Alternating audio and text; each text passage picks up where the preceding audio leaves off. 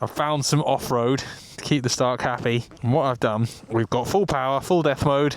I'm just going to do a full flat-out launch on grass where it should hook up. I'm kind of scared I'm going to just flip it off the back, but here goes.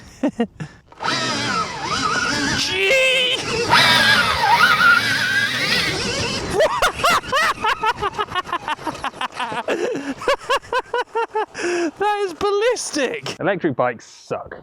They don't make cool noises, they don't have a cool vibration, and all the soul and joy of an engine is gone.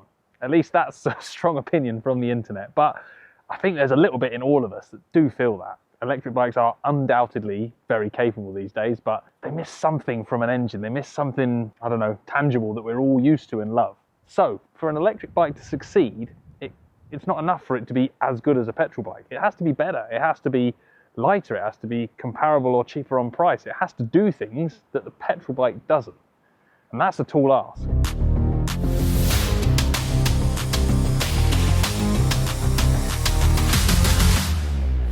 This is a Stark Varg EX, and they reckon they've done just that, which is a bold claim from a company that you've probably never heard of. For this year, Stark has released this one, the Varg EX, which is their enduro bike, and that's more interesting for us for a couple of reasons. One, you can ride it on the road. Two, you get a bit more range out of it, and it's designed for the sort of riding that doesn't involve huge triple jumps and whoop sections that are completely unrelatable for all of us normal human beings. Stark reckons they've made a bike that is a better enduro bike, period. That is a huge claim, and I cannot wait to put it to the test.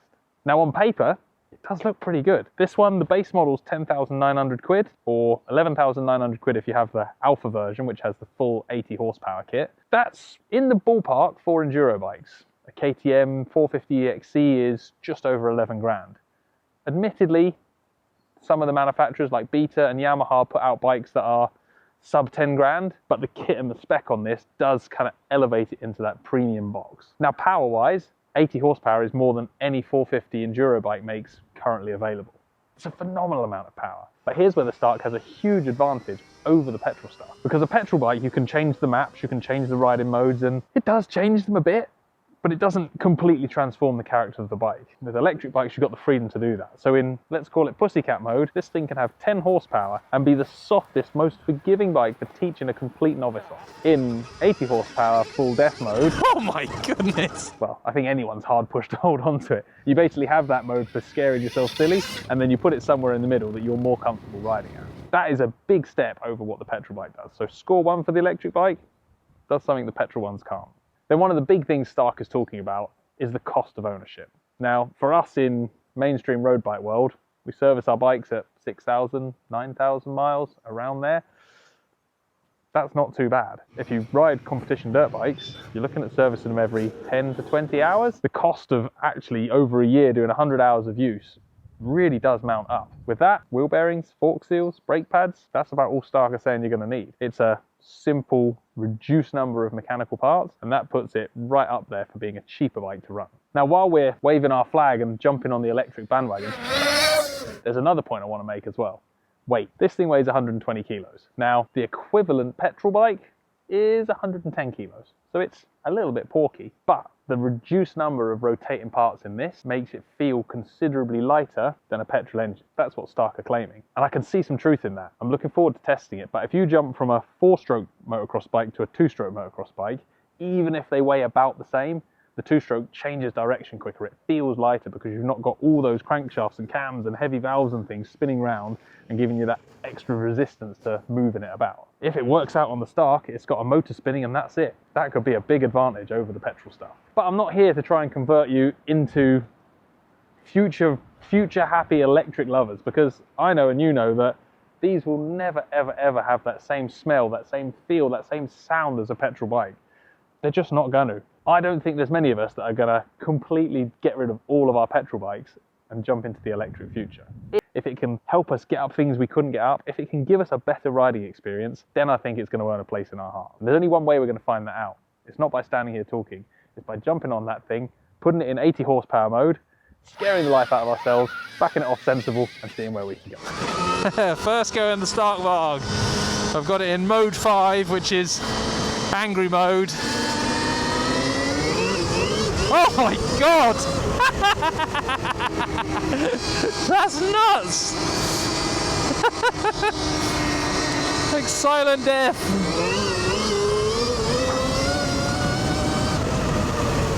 That is wild.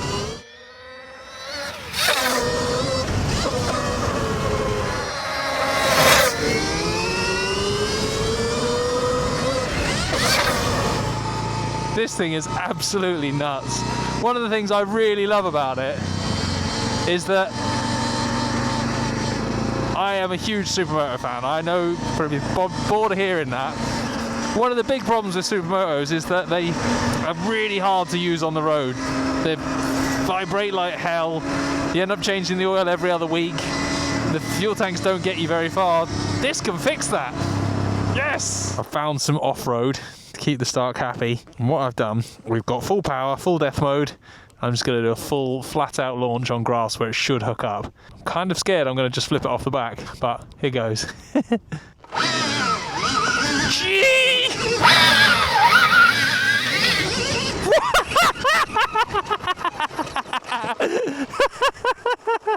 That is ballistic! How does anyone need that much speed off-road? That is absolutely nuts. I've got arm pump. I've done 3 laps and I've got arm pump.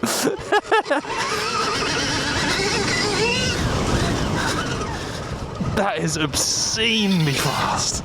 We've proved that it's insanely fast. There's no question about that. We've proved that it's really good fun on the road, but these tyres are definitely not any good. I want to try one on supermoto wheels. This now is Enduro woods. It's quite a tight track.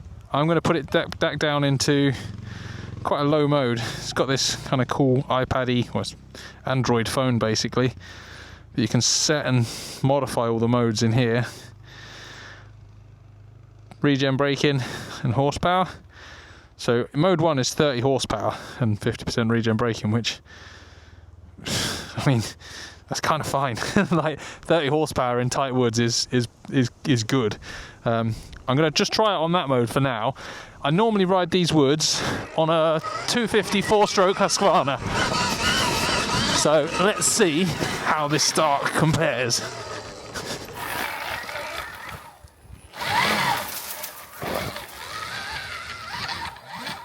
And the sheep haven't even noticed. That is a seriously impressive bit of kit. I've always liked electric bikes off-road.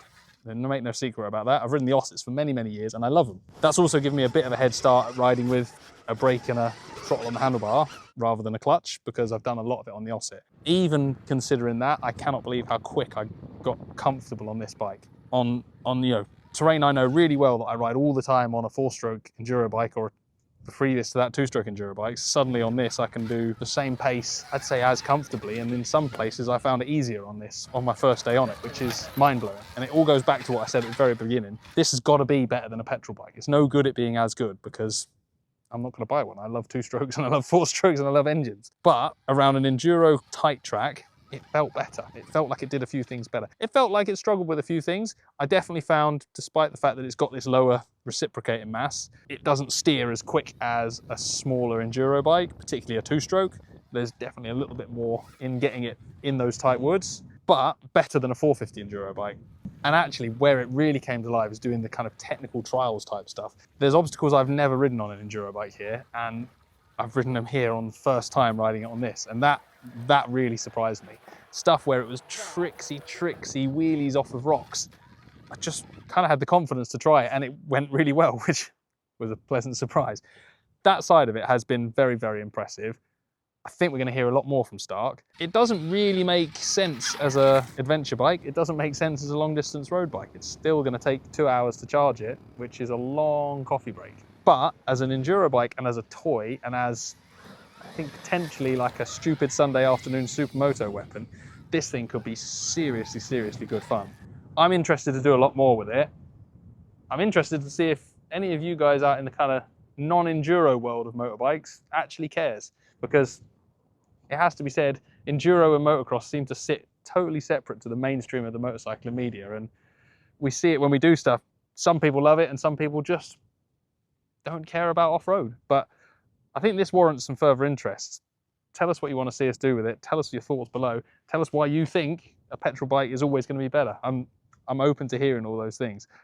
I've had my eyes open today, and what I'm really looking forward to now is handing it back to the man behind the camera today, which is Mr. Neil Hawker, who has done a lot of off-road stuff over the years. He's raced Dakar, and he is a proper stubborn old bugger. And I love him for it, but I'm quite happy to try all the new things under the sun. Neil, he's not even sure about new colours in Sweeties. So to see him on this is going to be a real telltale, because if it can win his heart over, it is very, very well on its way to conquering the off-road world.